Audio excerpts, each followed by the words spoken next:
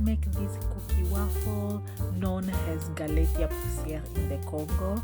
These are such a treat, you guys, and I hope you will give this a try if you never. Here are the ingredients, and I'm going to list them below, and I will list them in the order of which I use them just to make everything easier, guys. Okay, also I'm using a food processor, but you do not have to use a food processor. You can simply use your bowl and a bowl and your hand. Okay, and if you're using a food processor, again, feel free. If not, that's fine too. It will still be fine. So the first thing here, or the main thing, is just to make sure you mix your dry ingredient first. So make sure your dry ingredients are well incorporated, because this is the type of dough you do not want to overmix it. So this is what I'm doing first, adding my flour, sugar, and a little bit of salt to the bowl, and then whisk them just about 30 seconds really until it well combined. And then after that, then you're going to go ahead and add in your wet ingredient, which is the butter and the egg. Make sure your wet ingredients are to room temperature. It's very important, not like melted like the butter or something, but to room temperature, so that you can just scoop it into your dough and continue to mix. If you're using your hand, just use again your hand and mix this well. This dough is kind of like, if you've ever baked biscuit or cookie, that's the type of dough it's. Don't overmix it, okay?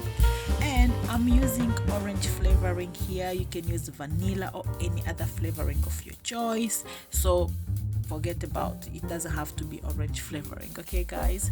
And this is my dough. I'm just giving my machine a little bit of help. And again, don't overmix it. If you overmix this and it end up like a bread dough, that's a fail already. So make sure you just mix it until it's just combined. And you can see here, and now I just put it on my chopping board here, and I'm bringing it together again by hand. Again, do not overdo this. This dough is already ready. It's a little bit crumbly in your hand, and that's perfect, okay? And now we are going to shape it, and here I'm just showing you again the texture of the dough.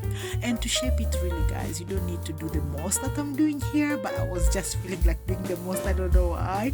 So this gave me about 24 little mini waffles. You can shape them as big or as small as you like. So just pinch a little bit on the dough and make little balls like this, little or medium or large ball like so, and do this until all your dough is finished. After you have formed this little dough, we are going to cover this and allow the dough to rest in the fridge for about 15 to 20 minutes. It's important that you allow it to rest. Let it come together, and it does a difference, trust me, okay?